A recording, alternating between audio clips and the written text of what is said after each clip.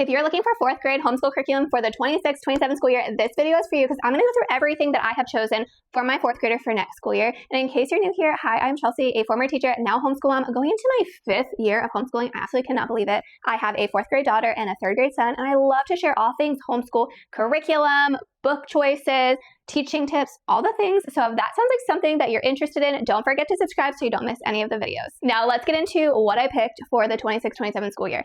Starting off with Apologia Math. This is my 2nd year using it. I started with it in 3rd grade last year, and I really like this. It is a textbook style. They do mix a lot of hands-on activities with it, but my 4th grader has ADHD, and so what I have found is she needs to see everything in one place. She needs to see the examples, the activities, the you do, we do, I do, everything in one place. And so that's why I really like this.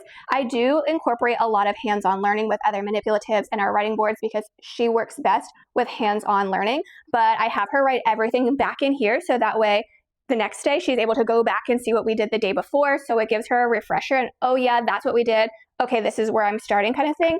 So that is why I really like this. I also like that it shows multiple ways to teach a concept, so they can kind of pick and choose. I like that method. I don't like that method. This works really well for me, and they can do that. So that is why I am a big fan of this curriculum. Next up, we have BJU Reading. I have never used BJU curriculum before, but I've heard really great things about it.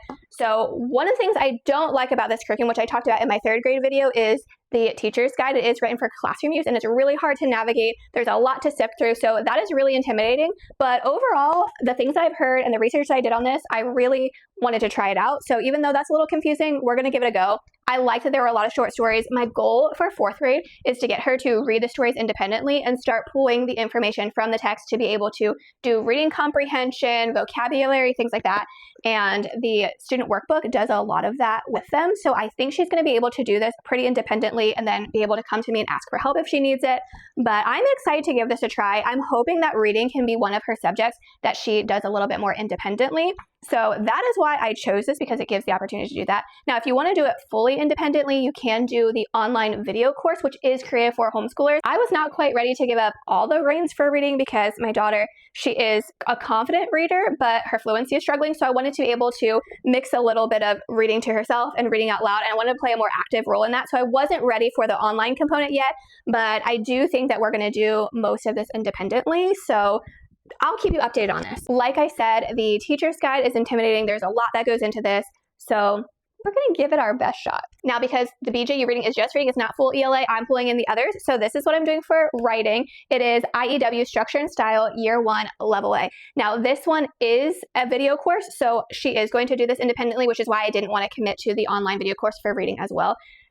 I am a little bit nervous and hesitant about this one. I think it is such a strong writing program. I've done so much research on this. I've watched hours of reviews and just going through this, breaking it all down, and it is so good.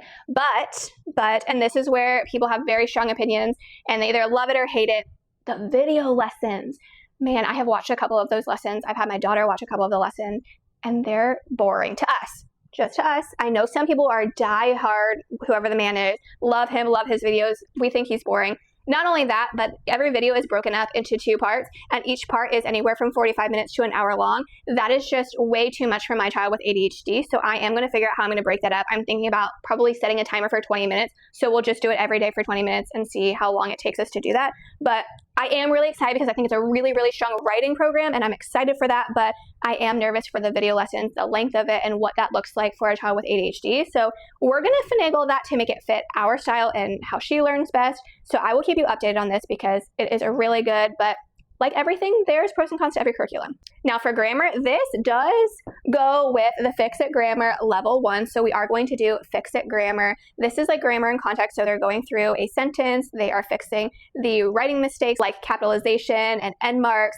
They're going through and finding parts of speech and rewriting it. So this is a very simple grammar, and so it pairs really nicely with the writing to go together. This is easy. This is pretty complex. So I am excited to do these together. And then for handwriting, I am doing the Good and the Beautiful Cursive Level 4. This is tried and true in our home. I have tried multiple times to switch up our handwriting curriculum. We've tried other things, but I always come back to the Good and the Beautiful. I don't like a whole lot of their curriculum, but the handwriting is the one that I just obsessed with. I come back to it time and time again. I always recommend it. I really like this one. They have colored dots that shows them the correct formation of the letters. So it makes it really nice to know, where do I start? Where do I go next with all of the curvatures and things like that? So this is definitely one that I always come back to, always recommend.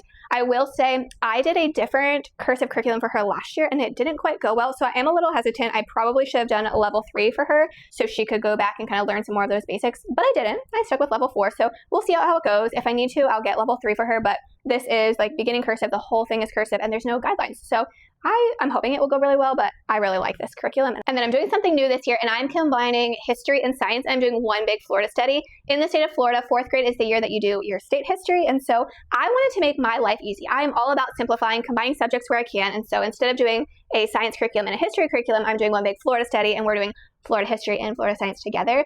I spent months coming up with my own curriculum, creating it all using ChatGPT, finding books and all of the things. And then the Beautiful Feet Books launched their Florida history book and I had to get it. This just makes my life so easy because this is the history side. So I did not grow up in Florida. I've never taken Florida history. So I really struggled with that Florida side. So I'm excited about this. And then I'm going to use living books and picture books and different things and pull in the science. So we'll do a Florida history notebook this year and we'll do history and science in that using this as our spine.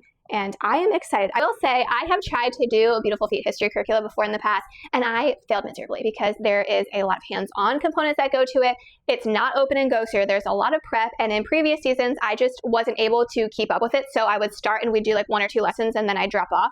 But because my kids are older and are reading more independently, they can help with some of the reading. They don't really love crafts in general, so I am going into it knowing that we probably won't do a whole lot of the extra activities, the baking, the crafts, but we're going to do the content and what they are interested in. Going into it with a different mindset, knowing I'm not going to do everything that's in here, but I am going to follow the content because that is what I need help with the most, and then we'll do our own things as we see fit. So this is what I am using for 4th grade for the 26-27 school year. If you've used any of this and you have some tips for me, let me know in the comments, or if you have a 4th grader and you're also using something, let's chat so we can share ideas of things that we're doing, how we're switching up, making it work for our kids. I'd love to know all of the tips and tricks for how to use this and make this the best it can be in my homeschool. If you are homeschooling multiple grades and you have a 3rd grader for next year, go watch my 3rd grade curriculum video. A lot of this is the same, but there are some things that are different for my 3rd grader, so you can go see those. If you're anything like me and you like to see how does it actually work in your homeschool, I will be sharing our lessons, how I plan for it, reviews in a couple of months after I actually start using it and figuring out how it works in our homeschool. So I'll be sharing all of that. You can subscribe so you don't miss out.